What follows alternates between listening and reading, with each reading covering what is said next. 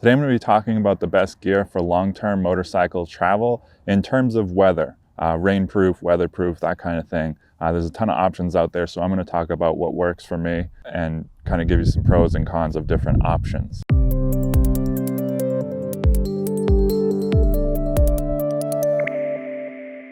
There are tons of options available, and it can be daunting trying to filter through all the options. So I'm going to try to simplify the searching for you by breaking everything down as best as I can. One important note is that you don't have to break the bank to get a good touring jacket. Sure, some of the top of the line jackets and pants might seem cool in the advertisements, but the truth is you don't need to drop a bunch of money to get out on the road and stay dry and comfortable in all seasons. It's also important to note that it is very difficult to find a jacket that does it all. Layering helps, but a jacket that is good in 100-degree desert summer weather will not perform as well in 20-degree winter ride through the mountains. So you have to kind of have an idea of what time of year you're going to be touring and what terrain you'll be riding through. Let's first talk about style of jacket and what makes a good touring jacket.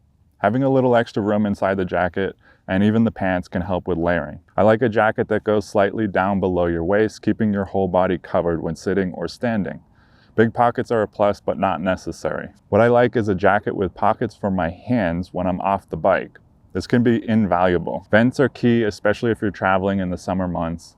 This gives you a wider range of comfort. I like big open vents on the chest and vents on the arms as well as an exhaust vent on the back. Kind of like the ones on this Revit jacket that I've been touring with for the last few months. They definitely helped out on sweltering hot days, but close them up and the jacket carries me into cooler fall temps. An extra layer or two underneath and I'm good down into the 20s and 30s. I also like a wrist zipper that allows air to flow up the sleeves and kind of swirls around inside the jacket. I also like shorter gloves for this reason. I have winter riding gloves that go over the sleeve, making sure no cold air gets into the jacket that way. But in the warmer climate, short gloves that end at the wrist are helpful. Now let's talk about the main concern when choosing a touring jacket, waterproof options. There are several to choose from, one of them being a second standalone rain layer. The kit from Nelson Riggs has treated me well when I go with the second layer option. I'll link to that down below. This can be helpful because you can be a lot more comfortable in the heat with a jacket that isn't waterproof on its own. The downside, of course, is that you then have to pack a waterproof layer and you have to stop and put it on when it starts to rain. Also, most of these layers don't breathe well, so it's not ideal for hot summer rain. For this reason, I don't prefer this method. It's just not my favorite. It is, however, a cheaper option and can work well for budget-conscious motorcyclists. Next is Gortex. Gortex, in my opinion, doesn't breathe as well as advertised. It does seem to work well as far as water resistance is concerned. It can make the jacket feel heavy though, and that is why Gortex is not my favorite option, unless I was traveling specifically somewhere where it rains a lot, like constantly. It is also an expensive option. E-vent technology is another option.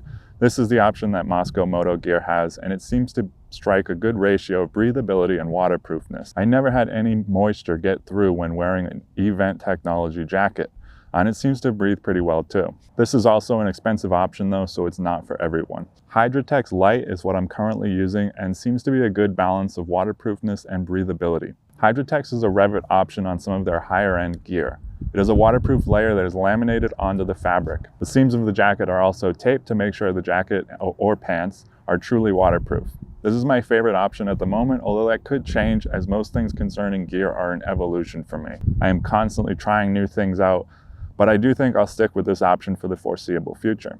In conclusion, for me personally, I like waterproofness to be baked into the jacket and pants. Lots of vents are a major plus for me, and I like what would be considered the standard touring style jacket. A little longer with a lot of pockets. The jacket I'm currently using, the Horizon 2 from Revit, is not currently available, unfortunately, but there are other options, other jackets and pants from Revit that have similar features and within what I think is a reasonable price range for a motorcycle jacket. If I was starting from scratch, I would spend the most amount of money on a helmet, focusing on comfort and safety, and spend what was left on a jacket and pants and gloves. Perforated gloves are nice for warmer weather, and waterproof boots are a nice add-on too. So that is my opinion on motorcycle gear for long distance touring. I hope you enjoyed this video. Thanks for watching, and I'll see you in the next one.